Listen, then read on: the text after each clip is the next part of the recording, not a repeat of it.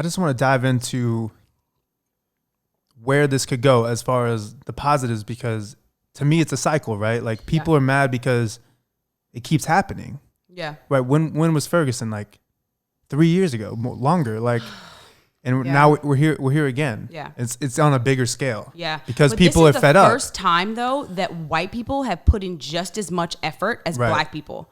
That's what's changing. Right. I think we need to get clear on what we want to come of this. It's very clear though. I think we just fucking want this shit to stop. Like I want the police to stop racially profiling you want it to stop, but a cop listen. Like cops need to know what they can and cannot do. They know what the fuck they can and cannot do. No, but if he gets off, Nah. If he gets a slap on the wrist, then he knows he can get away with it. Okay. So what I'm saying is there needs to be clear cut rules of what cops can and cannot do. It's about the conscious mind. Why the fuck are you a 50-year-old man kneeling on someone's neck and fucking like? And they also had reports shown that he had like beaten up like black youths before, like had got a slap on the wrist over it.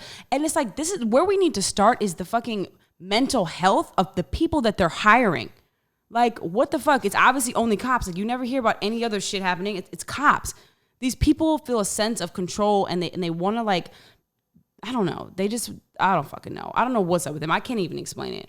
But they just need to do mental health checks. They need to run screenings about these people. Like, obviously, the media has depicted black people a certain way. So, like, when you see this shit every day, like, you see violent shit, you see rappers, you see fucking gangsters. Okay, so when you are conditioned to see that over time, you establish, a fear. And that's the problem is people are scared of black people. And it's like, good. Now here's a fucking reason to be scared. Do you know what I'm saying? For people that maybe don't know all the details, okay, maybe dive into what happened to George, what he was doing before. If you don't know the details, get the fuck off this podcast. But it's good to set a visual. Okay. All right. So let me just give you guys a little bit of background. Okay, in Minneapolis, there is a little corner store, like a deli bodega style. It's called Cup Foods. He was a frequent customer at this place, and basically, we don't know. Either he was given a counterfeit $20 bill, or he was trying to use a $20 counterfeit bill. They're not sure, and basically was pissed because either they wouldn't let him use it or he had gotten it and he was just mad that it wasn't real. So we don't know which side yet, so I won't say. Basically what happens, an employee of the store calls the cop because he becomes irate. He's like pissed. He's like, what the fuck? Like, blah, blah, blah. He goes to his car, okay? He waits and he's like chilling outside, and this is like just released footage. He's chilling in his car and the cops pull up and start interrogating him, okay? Now, you see, I don't know like from how he got to the cop car because that wasn't recorded, but now you see that George is in the cop car. Okay, there's two cops, Derek Chauvin and the Asian guy. And you see Derek Chauvin with his leg kind of like pivoted on like basically giving him stability. And he's like holding himself up on the curb as he's beating the fuck out of George. While the Asian cop is like looking around to like see if anybody's like watching. And like, so that happens. And then fast forward to two more cops showing up. And now they have him arrested on the ground. And he has his knee. Derek Chauvin has his knee in George's neck. Okay, so now this is all being recorded, and so basically, for $20, $20. So for 8 minutes, they have this on recording. He has his knee on his neck, and George is saying, "I can't breathe," and he's calling for his mother, which, by the way, also died on the same day that he fucking died. Okay, so he's calling for his mother. And he's like, "Mom, I can't breathe." And his mother's dead, obviously. He's like, I can't breathe. And the cop goes, "If you can talk, you can breathe." And he's like, "No, look, you're cutting off my air supply."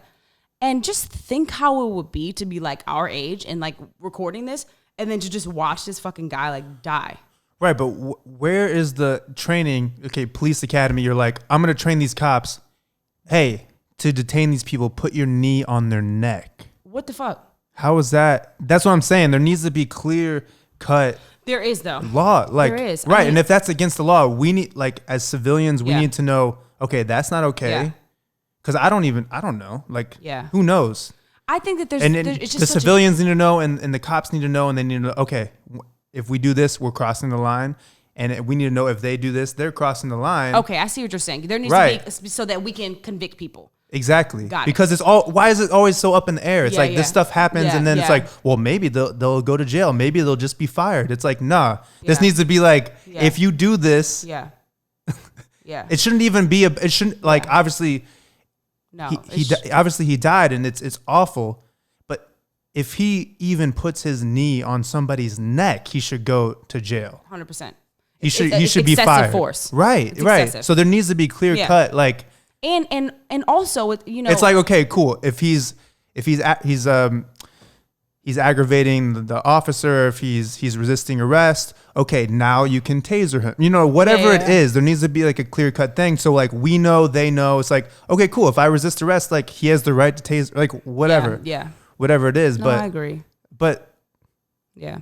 That way we know. It's like, okay, if I'm resisting arrest, if I can take a taser, I can take a taser, but you shouldn't have a knee to the neck. And I'm just confused to why his knee was on his neck. There's 3 other cops there. Like, put him in the car and take that motherfucker to jail if that's what you want to do. Like, why are you kneeling on his neck? Like, what was someone I don't know if someone was showing up or like what was going on, but how many other cops do you need to deal with? People want to exert power, man. It's a power trip. And this is what I'm saying. And so what is it? And I find this to be so common, like a common narrative in the white culture, that this power, this monopolizing on situations and communities is such like a frequent thing in the white community that it scares me, because it's like all the school shootings were white young males. So what is it about the community that these kids are growing up in, specifically white, that they feel the need to take this power? Do you know what I'm saying? Like, I'm not saying it's just that community that feels like that, because a lot of black people feel like they need to take power as well.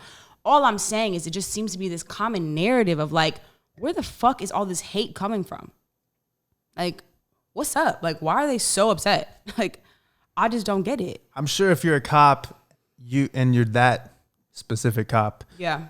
You just feel like maybe he becomes like another person. Like he becomes like, I need to be this assertive asshole. Yeah.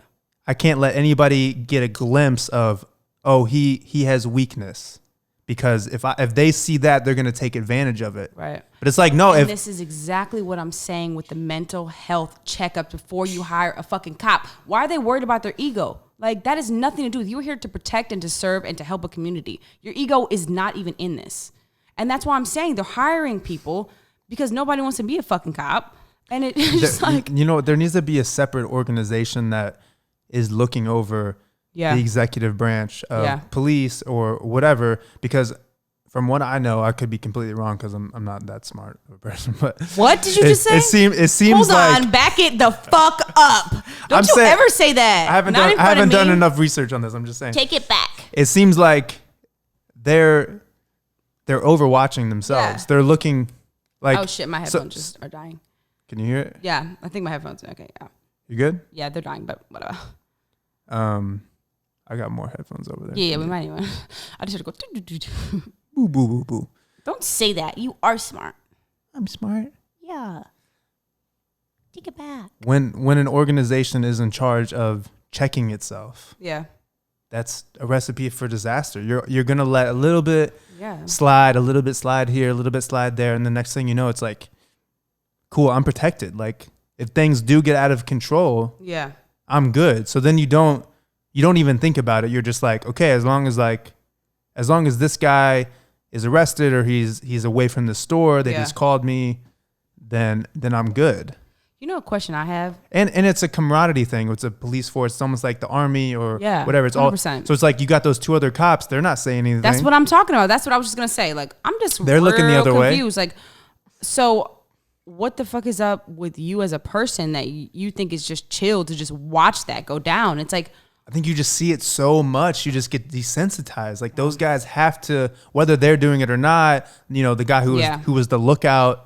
Looking at. He's probably seen so much stuff. He's probably seen way worse stuff than that. Where he's just like, okay, well, and maybe he has seen a lot of people lying. You know you get a lot of people on drugs or whatever, and they're like, "You're hurting me, you're hurting me." And they're like, psych, gotcha. And then they hurt the officer or something. So 100%. So at their point, they're like, okay, it's either me or you. Who am I going to take a risk on? And that's the issue. It becomes such a selfish attitude of, look, I'm not gonna. If somebody is gonna get hurt here, it's not gonna be me.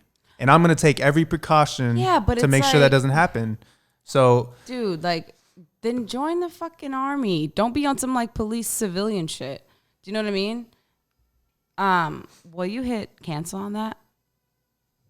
Thanks, baby. Sorry, Danielle. Sorry, girl. Yeah, I don't know. I'm just like, I don't know. Maybe cops need breaks too. You know what I'm saying? Maybe they're dealing with a lot of shit too. But it's like also like, they've been bored. It's COVID. They got no excuse. They ain't got shit. You right. They got no excuse. They're just sitting around making sure people don't. But I just want to make sure that we're not promoting the message that all cops are bad, because they're not. And I don't believe that about anybody. Like, my uncle is a cop. And it's just like, I think the bad cops are people who are doing weird shit, police brutality, and then people who aren't saying anything. There's plenty of cops out there who are doing really amazing things, but are getting overlooked. You know what I mean? So, I don't know. I saw Chicago PD, though, post. The chief of police basically said, if you have a problem, he told this to his police force, if you have a problem with George Floyd's death, if you don't have a problem with it, like if you don't think anything wrong happened, then turn in your badge, which is tight. You know what I mean? Like, I appreciate him standing up, which is what we need more of. You know? I think what's unique about this situation is that it wasn't a shooting. Right. Okay. Elaborate. I'm just saying, like, I feel like a lot of the other police brutalities or just... We're killing, so yeah. Yeah, just shootings. And that's such, Yeah. You're trying to make a decision in the spur of the moment. You literally have somebody's life in your hand. Right. Pulling a trigger. Yeah. It's like, imagine that being you, like...